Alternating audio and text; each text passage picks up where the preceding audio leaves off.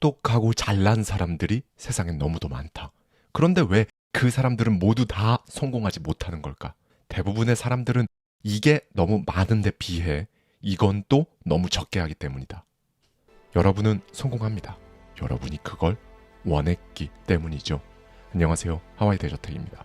네, 여러분. 전 세계적으로 대략 10년에 1명 정도 세상을 뒤흔드는 슈퍼스타급의 기업인이 탄생한다고 하죠. 2000년대에는 애플의 스티브 잡스, 2010년대에는 테슬라의 일론 머스크를 많이들 떠올리실 겁니다. 그렇다면 2024년을 살고 있는 지금, 여러분은 누가 떠오르시나요? 대만의 한 IT 박람회장, 검은색 가죽 재킷을 입은 한 남자가 맥주잔을 번쩍 들어 올리며 소리칩니다. 최고의 그래픽 카드 누가 만듭니까? 그를 보기 위해 몰려든 행사장의 사람들은 엔비디아라고 한 목소리로 외칩니다. 네, 여러분. 이 사람은요, 바로 지금 세계에서 가장 핫한 최고 경영자 엔비디아의 공동 창업자인 젠슨 황입니다. 불과 몇 년 전까지만 해도 그래픽카드를 만드는 컴퓨터 부품 제조업체에 불과했던 회사를 전 세계의 중심에 올려놓고 스티브 잡스, 빌 게이츠, 제프 베이조스, 마크 저커버그, 일론 머스크의 반열에까지 이름을 올리고 있는 젠슨 황. 그의 성공 비결은 뭘까요? 오늘은요, 중화권의 피터 드러커로 불리는 기업관리 전문가죠. 우중센의 젠슨 황 레볼루션, 이 책 속에 담겨있는 인사이트를 가져와서요, 저의 생각까지 더해서 여러분들과 함께 생각해보고 싶은 부분을 말씀드리도록 하겠습니다. 네, 여러분. 흔히 기업가의 사업가 투자, 이것의 성공 여부를 보여주는 가장 직관적인 지표, 바로 재산 규모를 보면 알 수 있죠. 2020년부터는 세계 최고의 부자를 꼽으라면 흔히 일론 머스크가 꼽혔습니다. 그런데 2023년 5월 25일 젠슨 황의 엔비디아가 시가총액 1조 달러를 돌파합니다. 우리나라 돈으로 약 1300조에 달하는 천문학적인 금액인데요. 전 세계에서는 7번째 기록이고요. 주요 매체들이 모두 앞다퉈 보도할 만큼 정말 큰 사건이었어요. 그렇다면 엔비디아의 CEO 젠슨 황의 재산은 얼마였을까요? 무려 421억 달러, 약 58조 3천억 원에 달합니다. 전 세계 81억 인구 가운데 32번째로 돈이 많다는 거죠. 부모로부터 시작된 아메리칸 드림, 이민자 출신 아시아계 미국인으로서는 정말 극히 드문 일이었어요. 젠슨 황은 1963년 대만에서 태어났는데요. 9살에 미국으로 이민을 떠납니다. 이민자들의 삶이 대부분 그렇듯이 학창시절에는 인종차별, 학교폭력에 시달렸다고 하고요. 형편이 막 넉넉하지 않으니까 방과 후에는 설거지나 화장실 청소, 이런 아르바이트를 하면서 힘든 생활을 이어갑니다. 고등학교 졸업 후 오리건 주립대 전기공학과를 거쳐서요, 스탠퍼드 대학에서 전기공학 석사학위를 취득한 젠슨 황은요, 창업을 하고 싶었다고 해요. 돈을 벌고 싶었던 거죠. 그래서 IBM 출신의 크리스 말라코프스키, HP에서 일한 경험이 있는 커티스 프림과 캘리포니아주 한 식당에서 아침마다 셋이 모여서 토론을 했다고 해요. 세 사람이 함께 고민했던 건요, 우리는 어떤 회사를 만들 것인가 였다고 하죠. 창업 아이템은 비디오 게임을 좋아했던 젠슨 황의 아이디어로 결정됐는데요. 당시 젠슨 황은 지금보다 훨씬 더 나은 그래픽을 원하는 시장이 분명히 있다, 이렇게 굳게 믿고 있었다고 합니다. 그렇게 해서 1993년 4월 3D 그래픽 카드 회사 엔비디아를 설립하게 됩니다. 하지만 호기롭게 출발한 엔비디아는요, 창업한 지 5년 동안 무려 3차례 파산 위기를 맞습니다. 특히 2008년에는 금융위기와 맞물려서 또 한 차례 위기에 처하기도 했는데요. 젠슨 황은 당시 자신의 연봉을 1달러로 낮추고 회사 살리기에 말 그대로 목숨을 겁니다. 네, 여러분. 언뜻 보면 젠슨 황은 특별한 실패나 좌절 없이 지금처럼 성장 가도를 쭉 온 것 같죠. 그런데 그렇지 않아요. 젠슨 황은 한 인터뷰에서 창업 당시를 떠올리며 이렇게 말합니다. 회사 설립부터 운영까지 쉬운 게 하나도 없었습니다. 그 과정이 너무나도 고통스러웠어요. 만약 이 모든 걸 다 알고 있었다면 회사를 시작하지 않았을 겁니다. 그만큼 고난과 실패, 역경의 시간이 엄청나게 길었던 거죠. 시가총액 1조 달러 돌파 이후 젠슨 황의 첫 공개 활동은 대만 대학교 졸업식 연설이었어요. 엄청나게 많은 사람들이 이 연설을 스티브 잡스의 연설과 비교하기도 했는데요. 2005년 스탠퍼드 대학교 졸업식에서 스티브 잡스는 정말 유명한 말을 했었죠. 계속 배고픈 채로 계속 어리석게 하라. 풀어 말하면 배고픈 것처럼 언제나 갈망하고 어리석은 것처럼 우직하게 살아라, 이 정도일 것 같은데요. 스티브 잡스는 사회로 나가는 학생들에게 지금처럼 계속해서 새로움을 추구하고 창조해 나가라는 뜻으로 이야기했을 겁니다. 그렇다면 젠슨 황은 학생들에게 어떤 메시지를 주었을까요? 걷지 말고 뛰어라, 포식자가 되어라, 먹이가 되지 말아라. 이 창업이라는 전쟁터에서 젠슨 황이 겪었던 시련과 고통, 이게 정말 느껴지는 말이었어요. 학교라는 울타리 밖으로 나가게 될 학생들이 더욱 강한 의지와 굳센 태도를 갖기를 원했던 거죠. 야생과 같은 삶의 현장에서 살아남기 위해 걷기보다는 뛰어야 했고, 잡아먹히지 않기 위해 목숨을 걸어야 했던 자기 자신의 과거를 학생들을 보며 떠올렸을 겁니다. 네, 여러분, 회사의 매출, 순이익, 사업의 영역은요, 창업가, 기업가가 그리는 그 꿈의 크기만큼 커진다고 해요. 1993년 30살의 젠슨 황이 창업을 했던 엔비디아는요, 정말 아주 작은, 잘 알려지지 않은 그런 회사였어요. 그런데 어떻게 30년 만에 IBM과 HP를 뛰어넘을 수 있었을까요? 젠슨 황은 이렇게 말합니다. 저는 성공한다고 생각했습니다. 그건 단순한 믿음이 아니라요, 저의 구체적인 생각에서 비롯된 것이었기 때문인데요. 그 당시 저는 엔비디아의 5년, 10년 후의 모습을 상상하고 있었어요. 네, 젠슨 황이 1993년 4월 엔비디아를 창업할 당시에 세웠던 단기별 인생 목표는 다음과 같습니다. 30세, 직원 수 100명. 나의 목표는 나의 잠재력을 실현하는 것이다. 40세, 직원 수 1,500명. 이제는 직원들이 잠재력을 실현해야 회사가 성공하고 계속 성장할 수 있다. 그렇게 엔비디아는 글로벌 주요 테크 기업이 된다.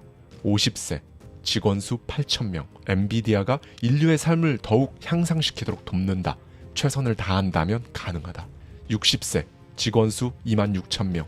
2023년 3월이 되면 엔비디아를 30년에서 40년 동안 더 이끌고 싶어질 것이다. 네, 그렇다면 젠슨 황이 60세에 이루겠다며 세웠던 그 목표, 직원 26,000명을 이뤘을까요? 굉장히 신기한 게요, 여러분. 엔비디아의 현재 직원 수는 약 29,600여 명이라고 합니다. 네, 제가 늘 강조했던 것처럼요, 목표를 상상할 때는 최대한 구체적이어야 돼요. 그래야 이렇게 원하는 걸 조금 더 빨리, 조금 더 확실하게 이룰 수 있는 거거든요. 그리고 이 노력과 끈기는요, 사실 자연스러운 겁니다. 목표가 구체적이면요, 사람이 하지 말라고 해도 노력을 해요. 그리고 그만하라고 해도 끈기를 가질 수밖에 없게 되고요. 정말 그렇게 됩니다. 계속 실패해도 그걸 과정이라고 여기는 거죠. 계속 하고 싶어지는 거예요. 이 진부한 단어, 노력이요, 내 능력을, 나라는 사람을 키울 수 있다고 진짜 믿는 사람들은요, 실패를 무조건 배움의 기회, 찬스, 이렇게 생각합니다. 그런데 능력은 뭐 타고나는 거지. 이렇게 믿는 사람들에게는 실패는 그냥 자신의 무능력을 증명하는 것일 뿐이겠죠. 둘 중 어느 쪽이 성공 가능성이 높을까요? 젠슨 황 역시 이 노력에 있어서는요, 진짜 비교할 사람이 없습니다. 여러분도 한번 젠슨 황이 뭐라고 했었는지 한번 들어보시고요. 여러분 스스로 이렇게 말할 수 있으면 진짜 노력 제대로 하신 겁니다. 한번 들어볼까요? 많은 사람들은 제가 성공했다고 말하지만 저는 그렇게 생각하지 않습니다. 단지 인생에 후회가 없도록 노력할 뿐이거든요. 시간을 되돌린다고 해도 그때보다 제가 더 잘할 수는 없었다고 생각해요. 저는 할 수 있는 모든 일을 정말 열심히 했습니다. 네, 최근 대만에서는요, 딸기족이라는 신조어가 유행이라고 합니다. 젊은 사람들, 그러니까 청년들 가운데 겉모습은 산뜻해 보이는데 금방 물러지는 딸기처럼 스트레스에 취약하고 노력하지 않으면서 좌절은 쉽게 하고 포기하는 그런 사람들을 가리킨다고 해요. 그런데 대만의 모든 청년들이 그럴까요? 한때 우리나라 청년들 사이에서는요, 노력, 이거를 노력이라고 부르면서 조롱하고 냉소적으로 표현하는 그런 분위기가 형성되기도 했었죠. 우리나라 청년들이 말했던 그 노력에 담겨있는 의미는요, 예전하고 완전히 변해버린 사회 구조적인 문제는 다 무시하면서 요즘 젊은 친구들은 우리 때처럼 악바리 근성이 없다, 노력을 하지 않는다, 이렇게 비판하는 기성세대를 향해 신조어를 만들어 비꼰 겁니다. 이 노력과 노력은요, 사회적인 현상을 바라보는 관점의 차이일 수도 있지만요, 사실 자유의지와 강요라는 이 주체의 차이로도 읽을 수 있거든요.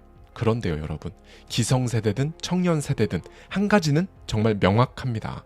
노력 없이 얻어지는 건 없다는 그 공통 분모가 분명히 존재해요. 젊은 세대들도 사실 그걸 다 알고 있습니다. 그런데요, 여러분, 여기서 진짜 중요한 건요, 바로 이겁니다. 무엇을 위해 노력하고 있는가? 내 모든 에너지와 시간을 어디에 쓰고 있느냐? 이걸 점검하는 게 사실 정말 중요합니다. 젠슨 황은 지금도 매일 아침 6시 15분에 일어나서요, 1시간 운동을 하고 아침 식사를 하고 출근한다고 해요. 퇴근 후에는 가족들과 저녁 식사를 하고 그 이후부터는 다시 일을 시작한다고 하고요. 남들이 봤을 때는 엄청 힘들어 보이는 일과이기도 하고요. 엄청난 노력을 또 하는 것처럼 보이지만요, 젠슨 황은 자기가 세운 그 목표와 꿈을 위해서 그냥 하는 거라고 합니다. 단 한 가지 단서가 있는데요, 매일매일이라는 겁니다. 그래서 젠슨 황은 일과 생활을 특별히 구분짓지 않는다고 해요. 네, 제가 많이 말씀드렸죠. 워라벨이라는 건 사실 없다고요. 젠슨 황도 이렇게 말합니다. 제가 하는 일은 저의 생활과 같고 일은 숨쉬는 것처럼 자연스럽습니다. 제 방식은요, 일과 생활을 그냥 똑같이 여기는 거예요. 네, 여러분, 마부작침이라는 말을 들어보셨을 거예요. 도끼를 갈아서 바늘을 만든다는 말입니다. 그게 어떤 분야든 무언가를 이루기 위해서 고독의 시간, 이게 정말 필요하거든요. 이것만 꼭 기억해 주셨으면 좋겠어요. 그 고독의 시간, 고립의 시간, 노력의 시간을 통해 얻은 것만이 진짜 여러분 겁니다. 그리고 그 시간들은요, 단 1분 1초도 버려지지 않는다는 걸 기억하셔야 합니다. 젠슨 황은요, 공개 석상에서 정장이 아닌 가죽 자켓을 입는 거로 잘 알려져 있죠. 정말 사계절 내내 가죽 자켓만 입어요. 젠슨 황 자기도 자기 스스로를 가죽 자켓 남자라고 소개할 정도거든요. 그런데 이렇게 젠슨 황이 가죽 자켓을 입고 검은 바지를 입는 건요, 사실 정교하게 설계된 이미지라고 해요. 마치 연예인들이 무대 의상을 입는 것과 같은 맥락인 거죠. 리더의 이미지가 곧 기업의 이미지로 읽히기 때문에 그렇게 한다고 합니다. 네, 사실 실리콘밸리의 테크 업계에서는요, 기업의 대표가 신제품을 발표하거나 행사에 참여할 때 캐주얼한 옷을 입고 등장하는 모습이 꽤나 익숙해졌습니다. 스티브 잡스는 검은색 터틀넥과 청바지를 입고 등장하곤 했었죠. 사실 잡스의 이 터틀넥은요, 일본에 방문했을 때 소니의 아키오 모리타 회장에게서 영감을 받았다고 해요. 1980년대 초 소니 공장을 견학하면서 직원들이 유니폼을 입고 있는 모습이 굉장히 인상적이었던 거죠. 그래서 실제로 스티브 잡스는요, 애플에도 이 유니폼을 도입하려고 했고 일본의 의상 디자이너 미야케 이세이에게 디자인을 부탁합니다. 물론 당시 직원들의 반대로 무산됐긴 했지만 대신에 이 과정에서 디자이너와 친해지게 됐고 자신만의 유니폼인 검은색 터틀넥을 주문했다고 해요. 당시 $175에 100벌을 만들었는데 우리가 익히 잘 알고 있는 스티브 잡스의 옷과 이미지 전부 다 이때 만들어진 겁니다. 페이스북의 창업자 마크 저커버그 역시 회색 티셔츠를 즐겨 입는 걸로 잘 알려져 있죠. 이렇게 경영자가 회사의 이미지로 각인되는 경우에는 의상도 하나의 전략이자 메시지가 될 수 있는 겁니다. 젠슨 황도 전략적인 선택을 한 거죠. 그렇다면 왜 하필 검정 가죽 재킷이었을까요? 1999년 미국 SF 영화 매트릭스가 개봉을 했었거든요. 당시 4억 6,700만 달러의 전 세계적 대흥행을 기록합니다. 이 영화에서 소위 착한 편인 해커들은요, 전부 가죽 자켓, 가죽 바지를 입고 있었거든요. 여러분 기억나실 거예요. 주인공인 네오와 트리니티, 조연인 모피어스까지 전부 다 검정 가죽 옷을 입고 있었습니다. 젠슨 황은 이걸 모티브로 삼은 거예요. 자신만의 시그니처 패션을 여기서 따온 거죠. 그래서인지 모르겠는데요, 스티브 잡스, 마크 저커버그처럼 사실 젠슨 황의 인기도 미국에서 어마어마합니다. 언론에서는 젠슨과 열광을 뜻하는 영어를 합쳐서요, 젠세너티라는 신조어까지 만들었는데요. 마크 저커버그는 젠슨 황에게 테크 업계의 테일러 스위프트라는 별명까지 붙여줬다고 합니다. 이런 현상은 엔비디아의 경이로운 실적뿐만 아니라요, 대중 앞에 나서는데 거침이 없는 젠슨 황의 소위 인싸력도 한몫했을 겁니다. 뿐만 아니라 젠슨 황은요, 엔지니어 출신이지만 경영자로서의 능력과 리더십이 탁월하다는 평가를 받고 있습니다. 미국의 비즈니스 매거진이죠. 포춘은 매년 4월 일하기 좋은 100대 기업 순위를 발표하거든요. 지난해 엔비디아는 6위를 차지했습니다. 특히 2008년 글로벌 금융위기 상황에서요. 대부분의 실리콘밸리 대기업들은 대규모 해고를 단행했거든요. 그런데 엔비디아는 전체 직원의 2%였던 150명만 해고하고요. 젠슨 황을 포함한 임원 전원의 임금을 삭감하는 방식으로 대응했다고 해요. 코로나19 팬데믹 상황에서도요. 글로벌 경제가 2년간 침체로 접어들었었잖아요. 해고 없음, 임금 삭감 없음, 임금 인상 가능, 추가 의료비 지원이라는 과감한 조치를 선언합니다. 젠슨 황이 왜 이렇게 했냐면요. 위기 상황에서도 직원들의 신뢰를 얻기 위해서였다고 해요. 엔비디아의 이직률은 6%에 불과합니다. 엔비디아는 실제로 새로운 직원을 채용하는 것보다 기존 직원들을 유지하는 데에 더 많은 비용을 쏟고 있다고 하고요. 네, 여러분. 사실 대부분의 사람들은 어떤 분야에서든 오랫동안 일을 하게 되면 각자 정도의 차이는 있겠지만 번아웃이라는 걸 경험하게 됩니다. 그렇죠? 요즘은 우리가 이 번아웃이라는 단어를 자주 접하고 쓰지만요. 미국의 심리학자 허버트 프로이덴버거가 수년간의 임상 심리 상담 경험을 바탕으로 1980년에 썼던 번아웃이라는 책에서 처음 제시된 개념이거든요. 그런데 젠슨 황을 보면요. 마치 이 번아웃 같은 건 모르는 사람처럼 엄청나게 활발한 활동을 합니다. 실제로 미국 S&P 500 지수에 포함된 기업의 리더들 가운데서요. 젠슨 황은 CEO로서 재직 기간이 가장 길다고 합니다. 1993년 4월 창업부터 지금까지 엔비디아 대표이사 겸 CEO로 30년 넘게 일하고 있는 거죠. 사실 우리나라를 생각하면 그 30년 넘게 일한 게 엄청 대단한 건가 싶을 수 있거든요. 그런데 사실 미국을 보면요. 미국 대기업 창업자들은요. 대부분 회사가 어느 정도 궤도에 오르면 이제 새로운 CEO를 임명하고 본인은 이선으로 물러나서 이사회 의장을 맡고는 합니다. 2000년 당시 55세였던 마이크로소프트의 빌 게이츠가 그렇게 했고요. 2021년 당시 57세였던 아마존의 제프 베이조스가 그렇게 했습니다. 그런데 왜 젠슨 황은 이렇게까지 일선에서 계속 일을 하는 걸까요? 이 질문에 대한 답을 엿볼 수 있는 젠슨 황의 일화가 하나 있거든요. 젠슨 황은 어느 해 여름에 가족들과 함께 일본 교토를 방문했다고 합니다. 거기서 드넓은 정원을 관리하고 가꾸는 어떤 남자를 만나게 되는데요.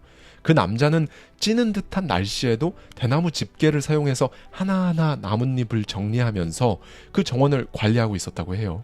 젠슨 황은 그 모습을 계속 지켜봤다고 합니다. 그리고 그 정원사에게 무엇을 하고 있는지 물었어요. 그 정원사는 죽은 이끼를 따고 있다고 답을 합니다. 곧이어 정원이 너무 넓지 않느냐는 젠슨 황의 질문에 정원사는 이렇게 답했다고 합니다. 지난 25년간 정원을 가꿨고 앞으로도 시간은 충분하니까 괜찮다고요. 그 순간 젠슨 황은 자기 인생에서 가장 큰 깨달음을 얻었다고 말합니다. 정원사가 자신의 기술에 전념해서 평생을 바쳐 일한 것처럼 그렇게 하면 시간은 충분하다는 거죠. 네, 여러분 어떤 생각이 드셨나요? 우리는 늘 쫓기듯이 하루하루를 살고 있지만 늘 시간이 부족하고 늘 모든 게 미숙하잖아요. 우리가 평생을 바쳐 완성하고 싶은 그 무엇에만 집중하면 어떤 일이 벌어질까요? 주변에서는 많은 일이 일어나고 있고 해야 할 일이 많지만 여러분 삶에 우선순위를 딱 정하면 그리고 거기에 여러분의 노력까지 더해진다면 시간은 충분할 겁니다. 네, 오늘은요. 터키의 시인 나짐 히크메트의 시 일부를 전해드리면서 마무리하겠습니다. 가장 훌륭한 시는 아직 쓰여지지 않았다. 가장 아름다운 노래는 아직 불려지지 않았다. 최후의 승리는 아직 이루어지지 않았다. 그러므로 패배하지 말라. 최고의 날은 아직 오지 않았다. 감사합니다. 지금까지 하와이 대저택이었습니다. 저와 함께 매달 한 권씩 책 속에 담긴 격렬한 통찰을 통해 한 단계 더 성장하고자 하는 분들은 아래 고정되어 있는 댓글을 참고해 주세요.